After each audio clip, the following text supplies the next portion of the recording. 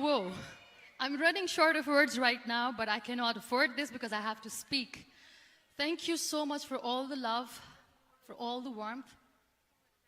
Thank you for accepting me. Thank you very much.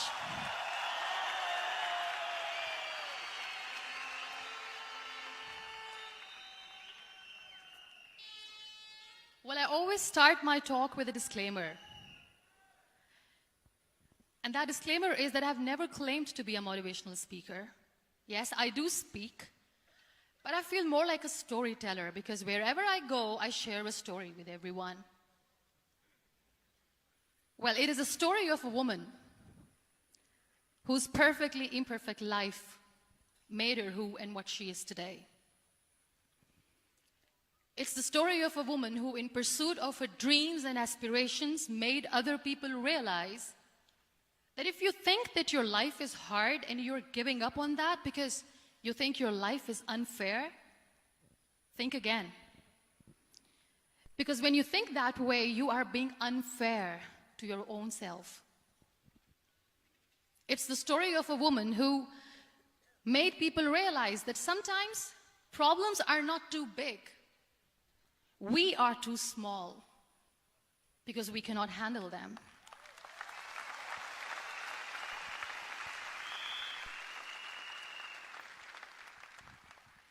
It is the story of a woman who with time realized that real happiness doesn't lie in success, money, fame. It lies within. Real happiness lies in gratitude. So I am here, and I'm going to share the story of that woman. That is my story. The story of gratitude.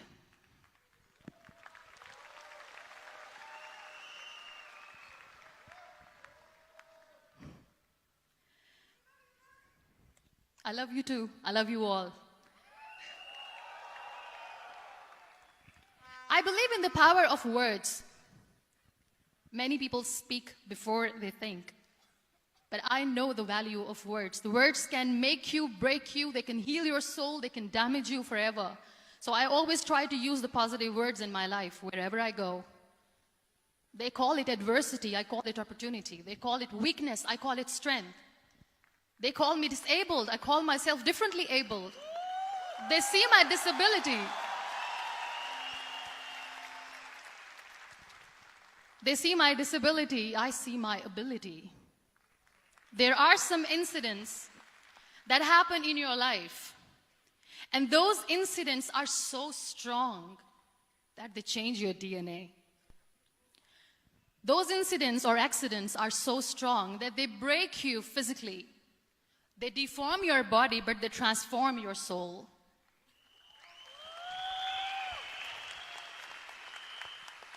Those incidents break you, deform you, but they mold you into the best version of you. And the same thing happened to me.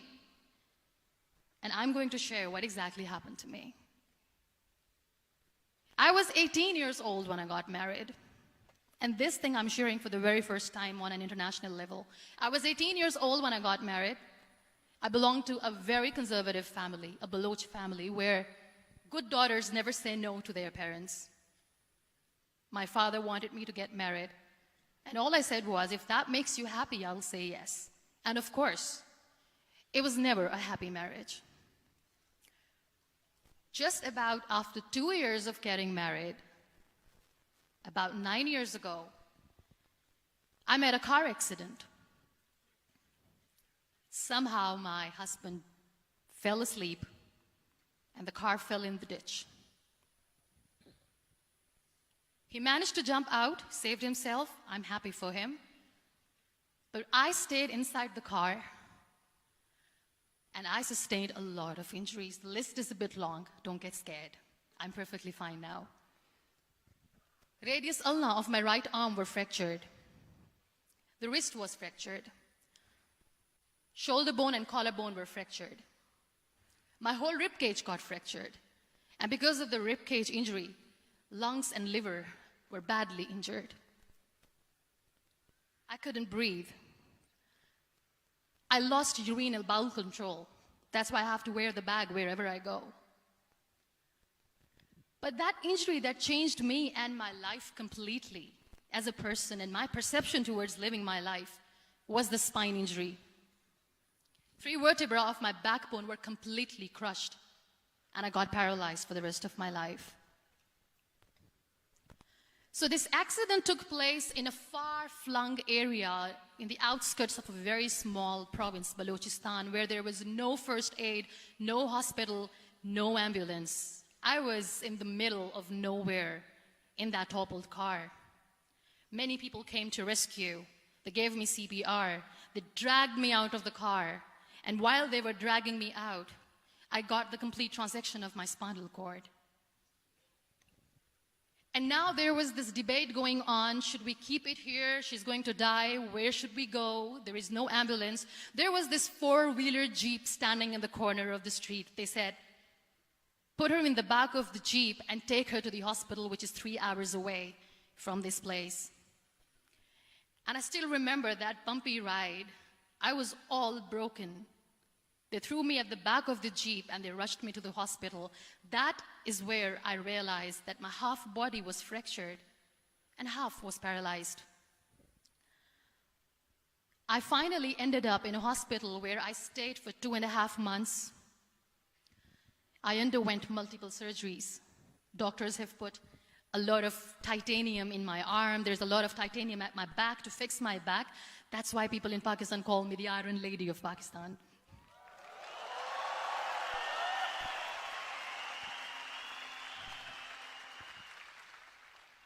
Sometimes I wonder how easy it is for me to describe all this all over again. And somebody has rightly said that when you share your story and it doesn't make you cry, that means you have healed.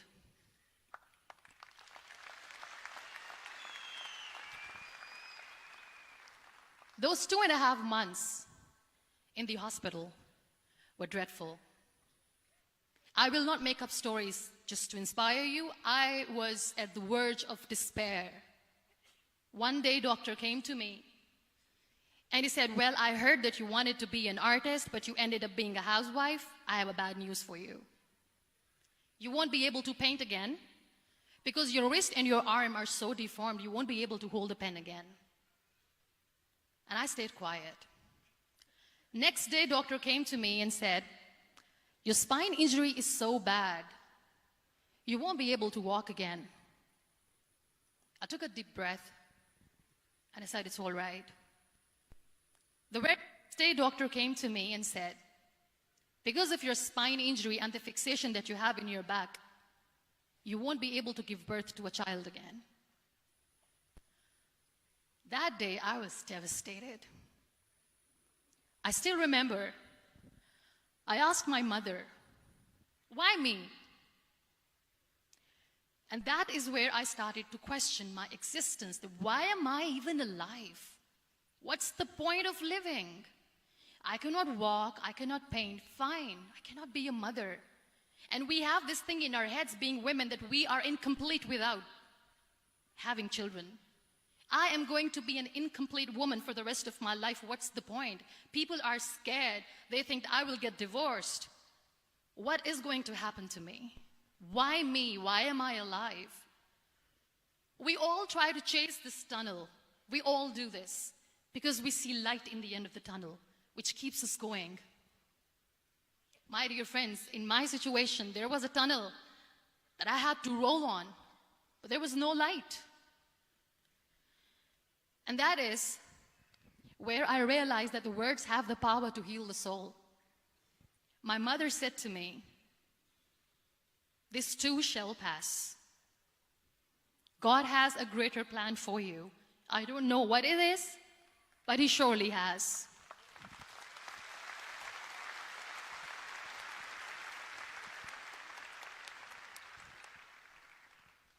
And in all that distress and grief, somehow or the other, those words were so magical that they kept me going. I was trying to put that smile on my face all the time, was hiding. It was so hard to hide the pain, which was there. But all I knew was that if I will give up, my mother and my brothers will give up too.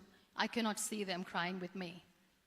So what kept me going was, one day I asked my brothers, I know I have a deformed hand, but I'm tired of looking at these white walls in the hospital and wearing these white scrubs.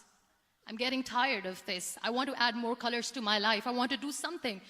Bring me some colors. Bring me some small canvas. I want to paint. So the very first painting I made was on my deathbed, where I painted for the very first time.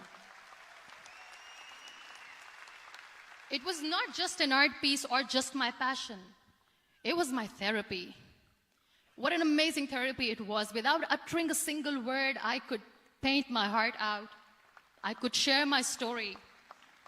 People used to come and say, what lovely painting. So much color. Nobody could see the grief in it. Only I could. So that's how I spent 2.5 months in my hospital, crying, never complaining or whining, but painting. And then I was discharged, and I went back home. And I went back home, and I realized that I have developed a lot of pressure ulcers on my back and on my hip bone. I was unable to sit. There were a lot of infections in my body, a lot of allergies. So doctors wanted me to lie down on the bed straight for not 6 months, for not 1 year, for 2 years. I was bedridden, confined in that one room, looking outside the window, listening to the birds chirping, and thinking maybe there will be a time when we'll be going out with the family and enjoying the nature. That was the time where I realized how lucky people are, but they don't realize. That is the time where I realized that the day I'm going to sit, I'm going to share this pain with everyone to make them realize how blessed they are, and they don't even consider them lucky. There are always turning points in your life. There was a rebirth day that I celebrated. After 2 years and 2.5 months, when I was able to sit on a wheelchair, that was the day when I had the rebirth. I was a completely different person. I still remember the day I sat on the wheelchair for the first time, knowing that I'm never going to leave this, knowing that I won't be able to walk for the rest of my life. I saw myself in the mirror, and I talked to myself. And I still remember what I said. I cannot wait for a miracle to come and make me walk. I cannot sit in the corner of the room crying, cribbing, and begging for mercy because nobody has time. So I have to accept myself the way I am. The sooner, the better. So I applied the lip color for the first time.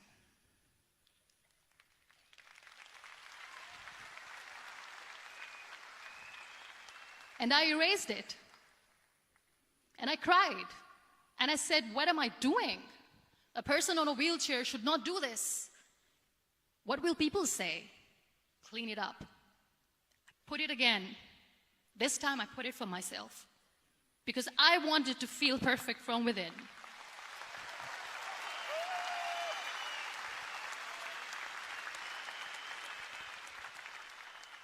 And that day I decided that I'm going to live life for myself. I am not going to be that perfect person for someone. I am just going to take this moment and I will make it perfect for myself. And you know how it all began? That day I decided that I'm going to fight my fears. We all have fears. Fear of unknown, fear of known, fear of losing people, fear of losing health, money. We want to excel in career, we want to become famous, we want to get money. We are scared all the time. So I wrote down one by one all those fears. And I decided that I'm going to overcome these fears one at a time. You know what was my biggest fear? Divorce. I couldn't stand this word. I was trying to cling on to this person who didn't want me anymore, but I said no. I have to make it work. But the day I decided that this is nothing but my fear, I liberated myself by setting him free. And I made myself emotionally so strong that the day I got the news that he's getting married, I sent him a text that I'm so happy for you and I wish you all the best. And he knows that I pray for him today.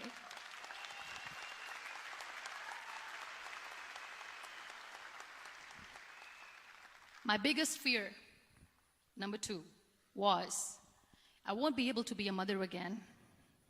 And that was quite devastating for me. But then I realized there are so many children in the world, all they want is acceptance. So there is no point of crying, just go and adopt one. And that's what I did.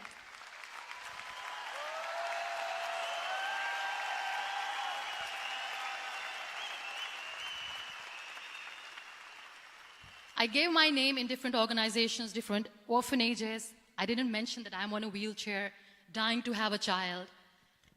So I just told them that this is Muniba Mazari and she wants to adopt a boy or girl, whatsoever, but I want to adopt a kid. And I waited patiently. 2 years later, I got this call from a very small city in Pakistan. I got a call and they said, "Are you Muniba Mazari? There is a baby boy and would you like to adopt?" And when I say yes, I could literally feel the labor pain. I said, yes, I am going to adopt him. I am coming to take him home.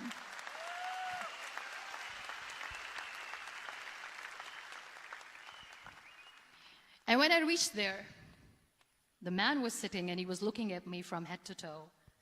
And in back of my head, I kept thinking that, oh my God, he's going to say she's on the wheelchair, she doesn't deserve it. How is she going to take care of him? And I looked at him and I said, "Do not judge me because I'm on the wheelchair." But you know what he said? He said, "I know you will be the best mother of this child. You both are lucky to have each other."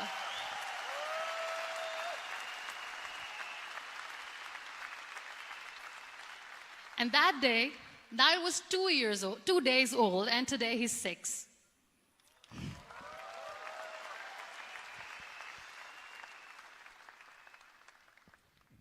You'll be surprised to know another bigger fear that I had in me.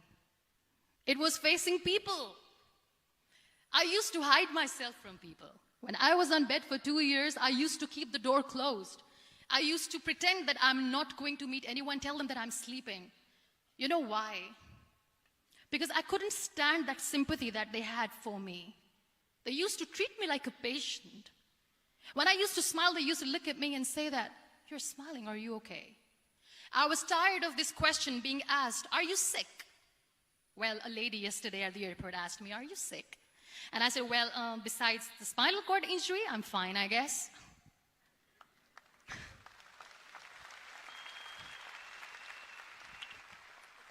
But those are really cute questions. They never used to feel cute when I was on the bed. So I used to hide myself from people, knowing that, oh my God, I'm not going to see that sympathy in their eyes. It's all right. And today I'm here speaking to all these amazing people because I have overcome the fear.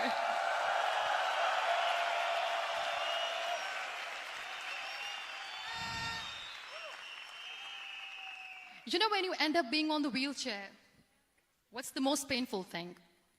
That's another fear that people on the wheelchair or the people who are differently abled have in their hearts, but they never share. I'll share that with you. The lack of acceptance. People think that they will not be accepted by the people because we, in the world of perfect people, are imperfects. So I decided that instead of starting an NGO for disability awareness, which I know will not help anyone, I started to appear more in public. I started to paint. I always wanted to. I have done a lot of exhibitions. I'm Pakistan's first wheelchair-bound artist. I have done a lot of modeling campaigns, different campaigns for brands like Tony and Guy.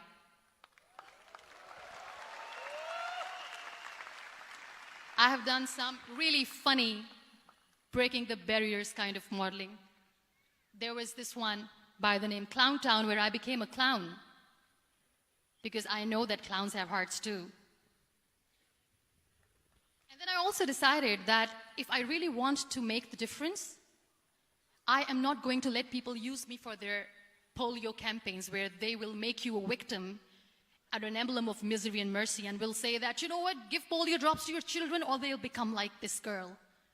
I decided that I'm going to join the national TV of Pakistan as an anchor person. And I've been doing a lot of shows for the last 3 years.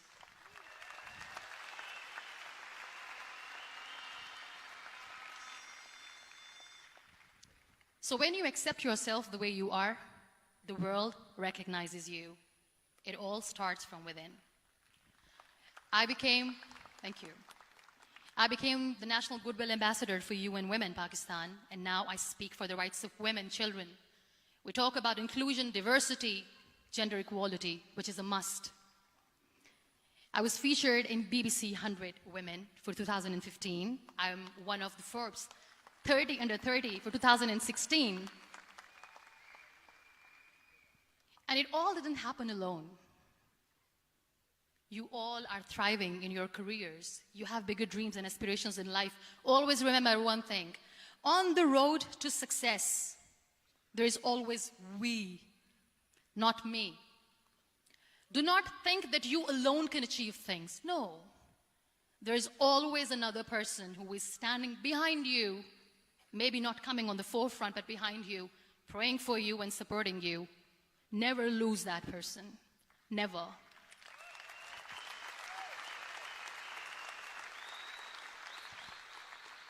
No matter how much I say that I couldn't find a hero, so I became one, I still want to recognize those 3 people in my life who literally changed my life completely, and I get inspiration from them every single day. Waleed Khan. Many people know about the terrorist attacks in Pakistan. We have lost many people.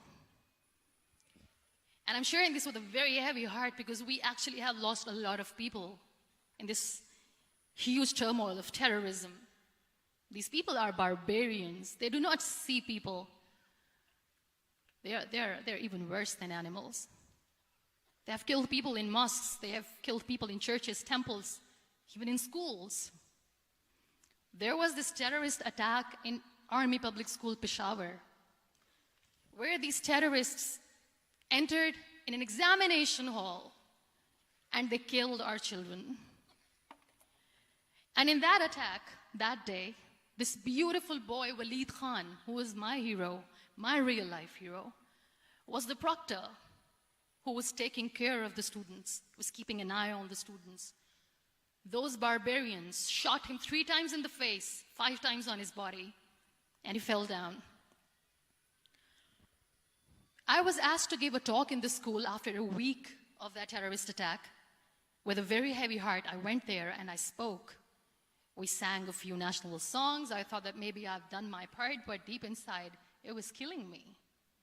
I could see children injured. I could see children sitting on the wheelchairs, looking at me, wondering,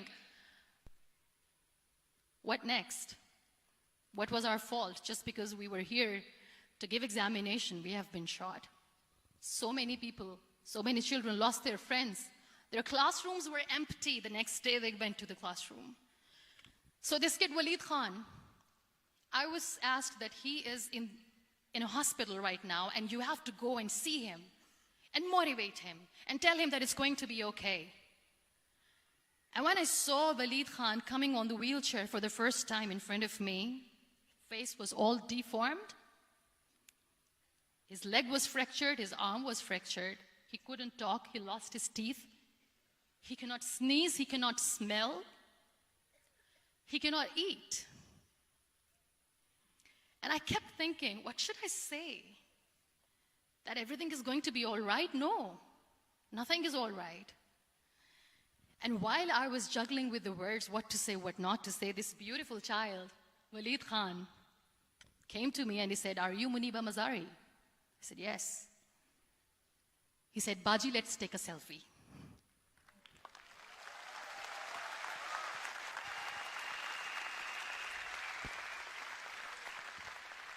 And with that beautiful, toothless smile of Waleed Khan, we took that beautiful selfie that I still have with me. I don't share that here because he was in a very bad shape that time. And that is where I realized that when I was thinking too much about his deformities, he's happy with himself. He doesn't even care. Because today he goes in the same school, and when somebody asks him that what happened to your face, why so many scars, you know what he says? "These scars are my medals and I wear them with pride."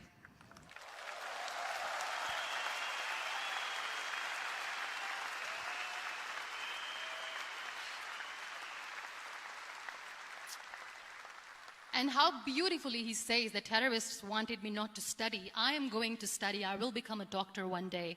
And this is my way of taking revenge from those terrorists. Another real-life hero, of course, my son. His name is Nile, N-I-L-E, River Nile. I learned so much from this kid. The first and foremost thing is patience. How to be patient when you know that your mother cannot walk, when you know that your mother is different from the other women, when you know that your mother cannot go out and play with you, how to stay calm. He loves football. And when we got the very first football, he was 4 years old. He was super excited. I still remember he came in the room and he said, "Mom, let's play football." And he kept the ball in my feet. And he said, "Let's kick it." And that day I felt disabled. I said, "I cannot kick the ball." And I was down with the same face. He looked at me and he said, "Well, that's all right. Your legs are not working, but your hands do. Let's play catch the ball."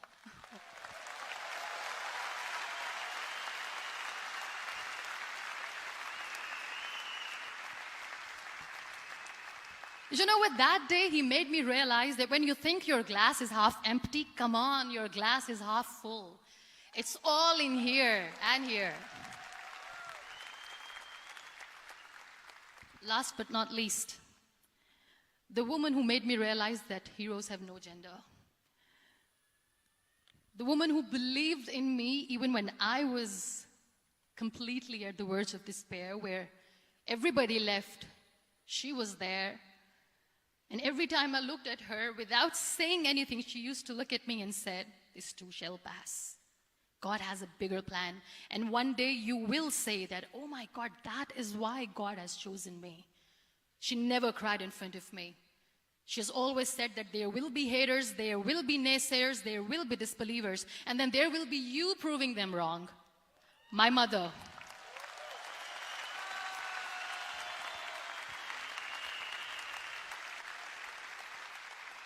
Whatever I am today, I'm nothing without her. I'm nothing without her.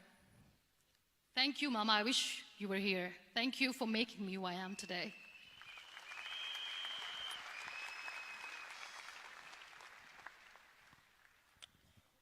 You know what? We human beings have a problem. Out of many problems, there is one more, and this is self-created one. We always expect ease from life. We have this amazing fantasy about life. This is how things should work. This is my plan. It should go as per my plan. If that doesn't happen, we give up. So my dear friends, let me tell you one thing. I never wanted to be on the wheelchair. Never thought of being on the wheelchair. I was always aspiring to do bigger things, but had no idea that for that I have to pay the price to be where I am today. It's a very heavy price. This life is a test and a trial, and tests are trials are never supposed to be easy. So when you are expecting ease from life, and life gives you lemons, then you make the lemonade, and then do not blame life for that, because you were expecting ease from a trial. Trials make you a stronger, better person. Life is a trial, and with time you realize that.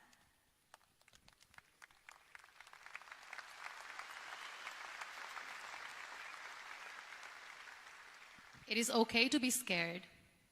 It is okay to cry. Everything is okay, but giving up should not be an option.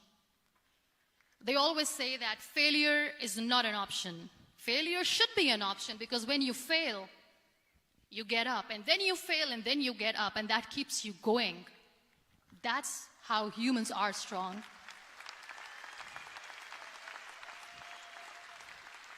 Failure is an option, should be an option, but giving up is not. Never. We have this thing in minds. We call it perfection. We want everything perfect.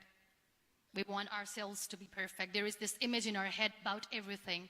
Perfect life, perfect relationships, perfect career, perfect amount of money that we need to earn no matter what. Nothing is perfect in this world.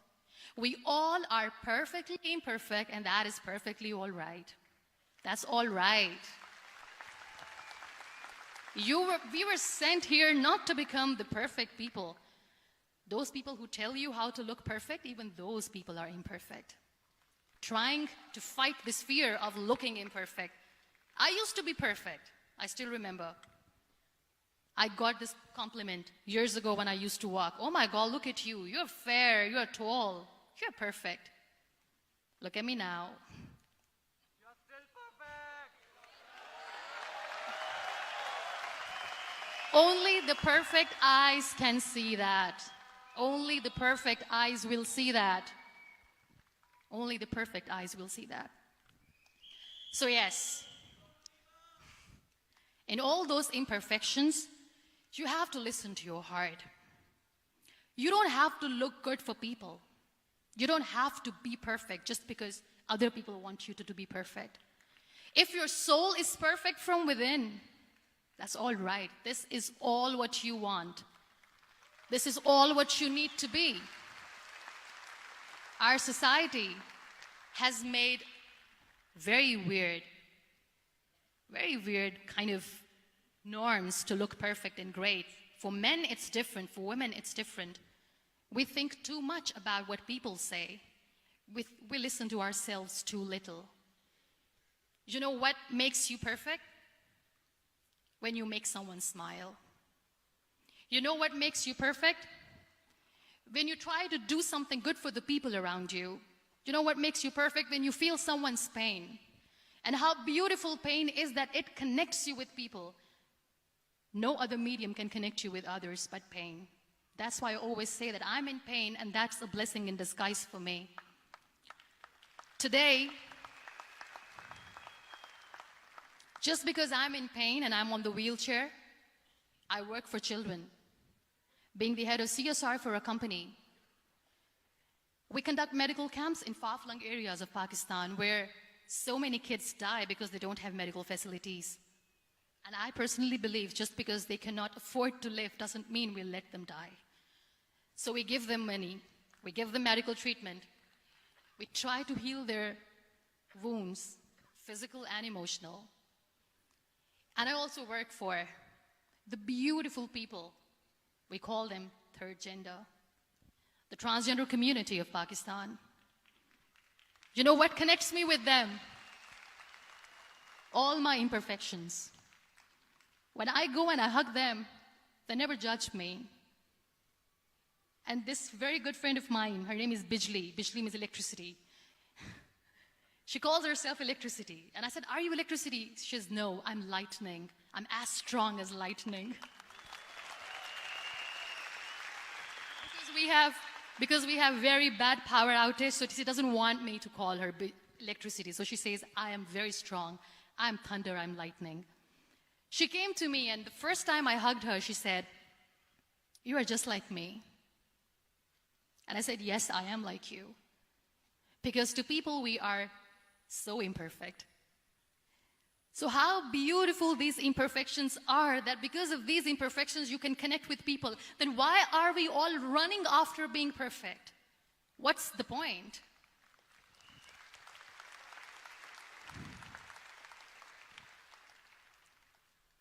Every time I go in public, I always smile. It's always a big toothy smile on my face, and people ask me, don't you get tired of smiling all the time? What's the secret? I always say one thing, that I have stopped worrying about the things that I have lost, the people that I have lost. Things and people who were meant to be with me are with me. And sometimes, somebody's absence makes you a better person. Cherish their absence. It's always a blessing in disguise.